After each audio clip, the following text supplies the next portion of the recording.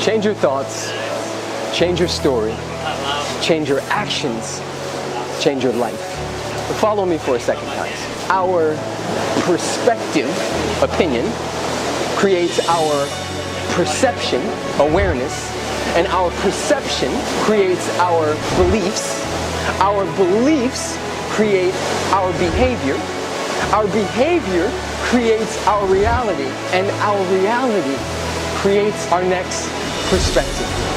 And the cycle continues over and over and over again until there is a shift, until somebody or something steps in and moves.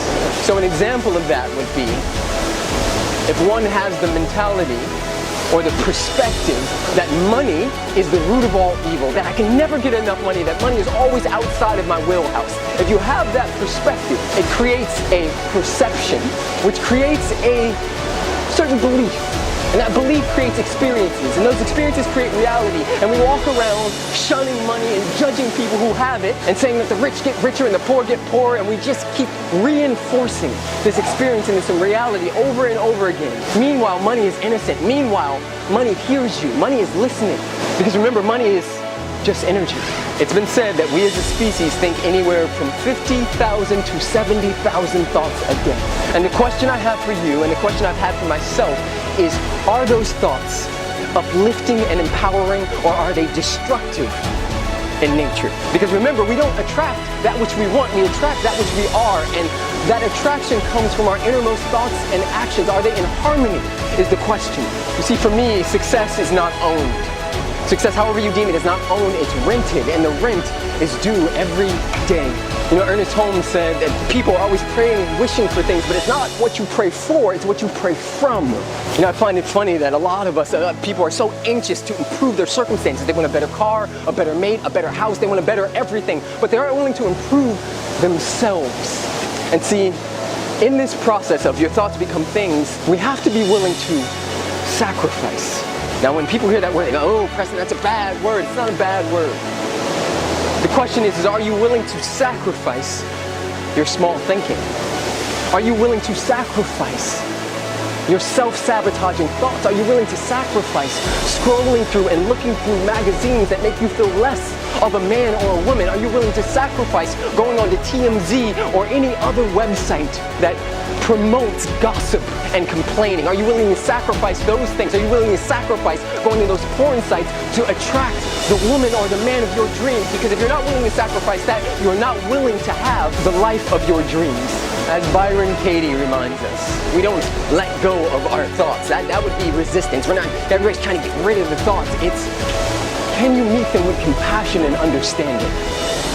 Can you meet the thought, you're not good enough, you're not smart enough, you're not skinny enough, with compassion and understanding?